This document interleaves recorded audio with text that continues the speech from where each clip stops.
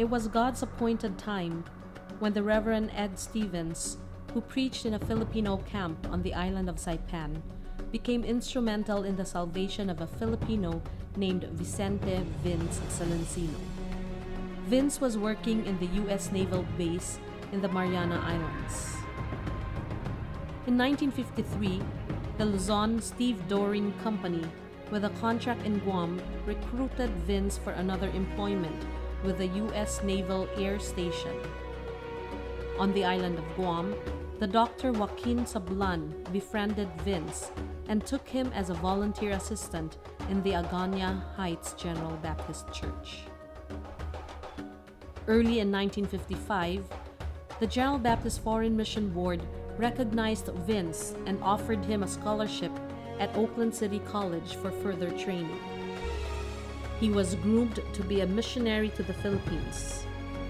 While studying at Oakland City College in the U.S., he managed to contact relatives in the Philippines, including the Reverend Manuel Becerra, who lived in the progressive town, Nabunturan.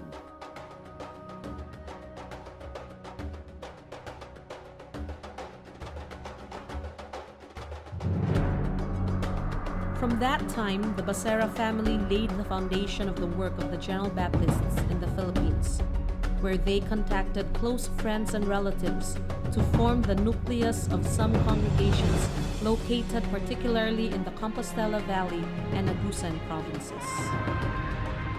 After his studies, Vince came back to the Philippines and served as the first field secretary. A place was rented in Davao City for the first GB Foreign Mission Office. A missionary team was then organized, together with Reverend Becerra, to be responsible for the formulation of the overall operation strategy and program. Fortunately, General Baptists started their work when the socio-economic condition was most favorable. The most profitable businesses were logging, hemp, fruit export, and mining. With this conducive atmosphere, they started several preaching stations along the Great Agusan River, the only way for transportation into the area. It was during this time that the main office transferred to a large two-story building at Bangkal, Davao City, which became the first city church, the parsonage, and the main office. It was also then that the General Baptist evangelistic team and church workers became more and more serious about their evangelistic thrust. Respective church workers were temporarily assigned, and the mission work moved even into the impenetrable areas.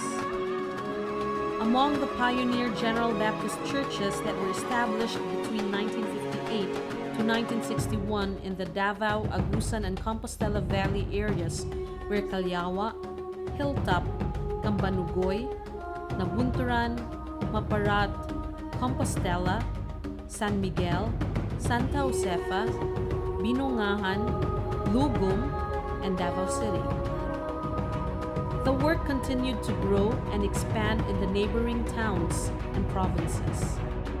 With this was a need for additional workers, so the mission sent some General Baptist youth members to different Bible schools. Finally, in 1965, because of the need for a training school for national church workers, the General Baptist Bible School was opened on Hempesao Boulevard in Davao City with 18 students.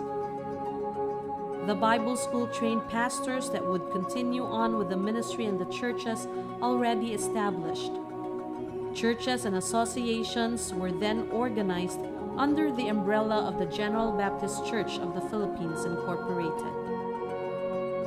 Some graduates of the Bible school ventured into church planting in the tribal areas, specifically with the Matigsalog tribe. Because of the development of the ministries in this area, the Matigsalog Bible Institute was established. To date, the General Baptist Church of the Philippines has grown into 13 associations or districts and is pleased to have two institutions of learning, the General Baptist Bible College and the Matigsalog Bible Institute. Through these schools, we are producing Christian workers that have helped the work in the Philippines to be strong, active, and progressive. On a naval base where Vince Silencino met Reverend Ed Stevens, and by God's divine providence, the ministry of the Geo Baptist Church in the Philippines began and has continued to make an impact in so many lives in the Philippines and even in some parts of the world. The GB work was started through these two young men who committed their lives to Christ. God can truly take our life and bless it in ways we cannot imagine.